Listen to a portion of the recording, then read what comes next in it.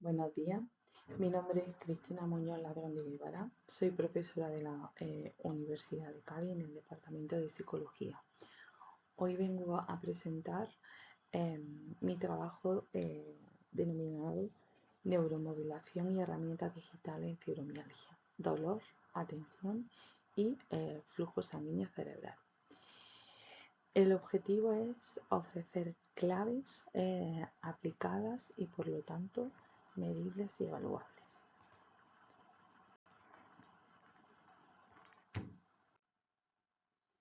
Bien, además del dolor, en fibromialgia existen alteraciones objetivas en funciones ejecutivas y en atención bajo presión temporal. Hay además la existencia de un enlentecimiento y una mayor variabilidad del enlentecimiento, menor velocidad de procesamiento de la información y una mayor variabilidad del tiempo de reacción. Estas medidas van a fluctuar con el dolor, con el sueño o con los déficits del sueño y con el índice o su asociación con el índice de masa corporal. Es consabido que a mayor índice de masa corporal, peor funcionamiento cognitivo, por lo menos en lo que nos muestran los estudios en fibromialgia. Asimismo, en neuroimagen se van a describir cambios regionales del flujo sanguíneo cerebral, pero sin presentar una hipoperfusión sanguínea global sostenida. Bien, por lo tanto, en cuanto a los objetivos del capítulo, tenemos tres grandes objetivos. Por un lado, sintetizar la evidencia clínica y cognitiva en fibromialgia. En segundo lugar, revisar las intervenciones digitales y la neuromodulación como ayudante o coayudante. Y tercero, proponer un itinerario de implementación simple y por lo tanto medible y evaluable. Bien, pero ¿qué nos dice la evidencia cognitiva en cuanto a las alteraciones neuropsicológicas presentadas por los pacientes afectados de fibromialgia? Pues, por un lado, nos dicen que hay afectación a nivel del funcionamiento ejecutivo, concretamente en los componentes de actualización, inhibición y flexibilidad cognitiva. Por otro lado, en la atención, en el componente atencional, sobre todo en atención selectiva, sostenida y dividida, siempre que sea sensible, por ejemplo, a una demanda ambiental exigente o a una presión temporal exigente. Por otro lado, también sabemos que hay, o la literatura científica nos muestra que hay un enlentecimiento y una menor exactitud siempre que se presenta otra vez bajo una alta demanda, o sea, bajo condiciones exigentes. Y por lo perdón. Y sobre todo también, en último lugar, existe una alta fluctuación intraindividual y sabemos que esta fluctuación intraindividual va a verse asociada a índice de masa corporal, a el sueño o a las alteraciones producidas por el sueño, el dolor y la afectividad. Bien, el flujo sanguíneo cerebral va a mostrar modulaciones regionales en reposo, dolor, en situaciones de reposo, en situaciones de dolor y de carga cognitiva. Por lo tanto, los patrones nunca van a ser uniformes. Y tampoco se ha demostrado que haya una hipoperfusión global sostenida en el tiempo. Este marco siempre va a sugerir un mayor coste atencional cuando concurren dolor y exigencia cognitiva. En cuanto a la primera técnica de intervención no invasiva, tenemos la TFS, ¿vale?, la cual muestra un perfil de seguridad bastante favorable. Tiene su principal objetivo es que muestra apoyo analgésico y además produce cierta regulación a nivel cognitivo y a nivel afectivo. Sin embargo, presenta beneficios modestos, pues se requiere una alta adherencia y una pauta clara. Bien, siguiendo con la tipología en intervenciones no invasivas, tenemos, por ejemplo, la estimulación magnética repetitiva bajo ciertos protocolos estandarizados.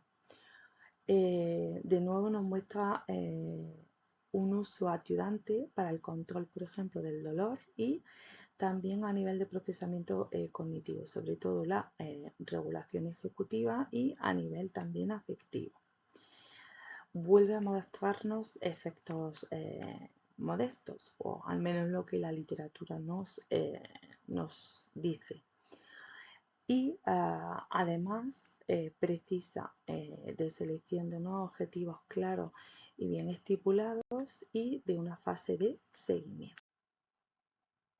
Bien, en una tercera fase de mecanismos no invasivos, ¿vale? O de intervenciones no invasivas, tenemos la realidad virtual. Debemos de decir que se produce por completo una distracción inmersiva y hay un reencuadre sensoriomotor, ¿vale? Las sesiones deben ser breves, sobre todo previas a tareas exigentes que puedan disminuir el dolor y preparar la atención. En este caso goza de una buena aceptabilidad, al contrario de lo que sucedía con las dos técnicas anteriores, y tiene un efecto analgésico puntual. Bien, en cuanto a las intervenciones psicológicas, pues tenemos la intervención psicológica digital. Por ejemplo, programas basados en terapia cognitivo-conductuales web y microintervenciones just in time que van a actuar sobre todo sobre el sueño, sobre el afecto y sobre el afrontamiento. Van a mejorar la adherencia y la estabilidad cotidiana y son bastante combinables con las tres modalidades anteriores que hemos visto. Esto quiere decir con la TDCS, ¿vale? Con la realidad virtual y con la anterior técnica.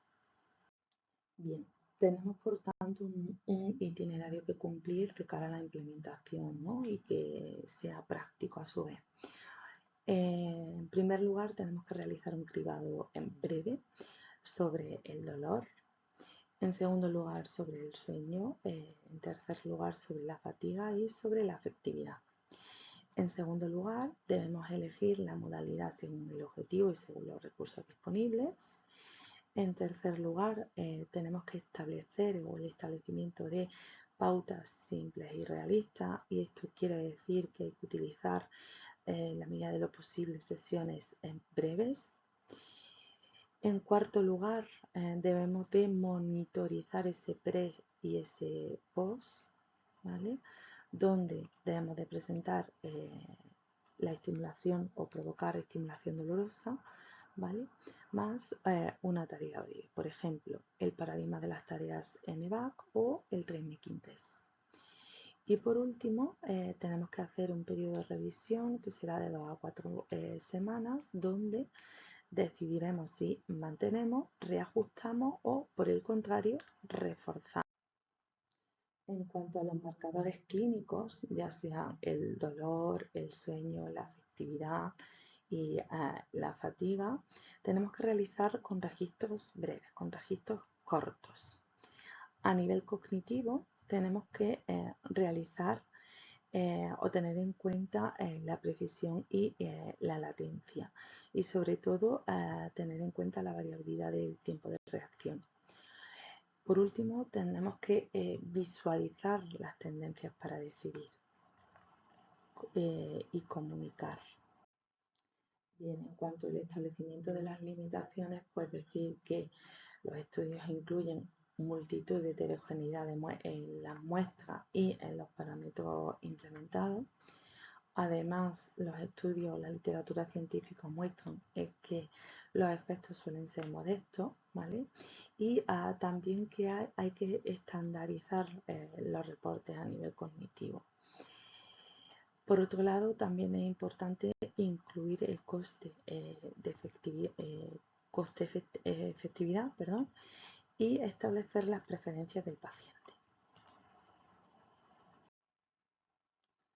Como conclusión es decir que en fibromialgia existen o coexisten alteraciones cognitivas objetivas con un marcado patrón ejecutivo atencional. En segundo lugar, tenemos que la neuromodulación, la realidad virtual y las intervenciones digitales son coayudantes útiles si se pautan bien para esa reducción del dolor. Y en tercer lugar, un itinerario simple con una medición mínima permite mantener las decisiones claras y decidir, pues favorecer, por ejemplo, la adherencia y decidir si hay que mantener, ajustar o reforzar el itinerario. Bien, y hasta aquí ha llegado mi intervención en el día de hoy. Muchas gracias por su atención.